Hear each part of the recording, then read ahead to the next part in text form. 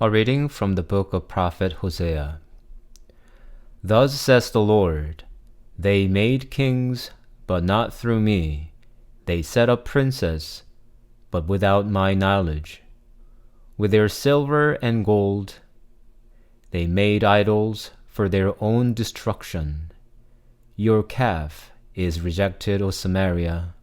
My anger burns against them. How long will they be incapable of innocence? For it is from Israel an artisan made it, it is not God. The calf of Samaria shall be broken to pieces. For they sow the wind, and they shall reap the whirlwind. The standing grain has no heads, it shall yield no meal. If it were to yield, foreigners would devour it. When Ephraim multiplied altars to expiate sin, they became to him altars for sinning. Though I write for him the multitude of my instructions, they are regarded as a strange thing. Though they offer choice sacrifices, though they eat flesh, the Lord does not accept them. Now he will remember their iniquity and punish their sins.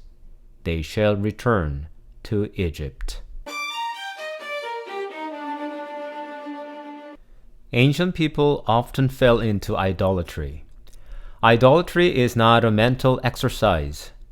There is a man-made idol, usually a statue, and people believe the artifact is a god, and they worship the artifacts. This is hard to understand for most contemporary people in our times.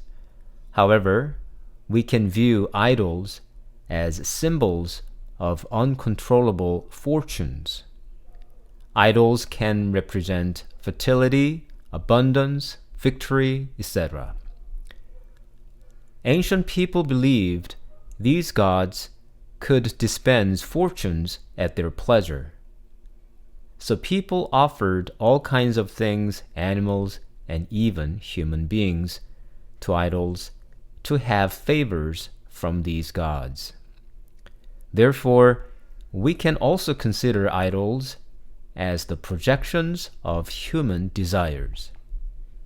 Each idol can be seen as a representation of a desire or desires. For instance, one famous idol in the Bible is Baal. Often this god is associated with fertility. Then, Baal seems a projection of human desires for prosperity and sensuality. Thus, we can say idol worship or idolatry is, in fact, worship of human desires. Then, what is wrong with worshiping human desires? As we know by experiences, human desires are in conflict with one another, and human beings are in conflict with one another to satisfy desires. In other words, when I pursue my desires, I fall into confusion within myself with conflicting desires, and I face infinite competitions against others to fill my desires. Interiorly or externally, we will not be fulfilled if we worship our desires. This is why God warned Israel of idolatry, as we heard in the first reading.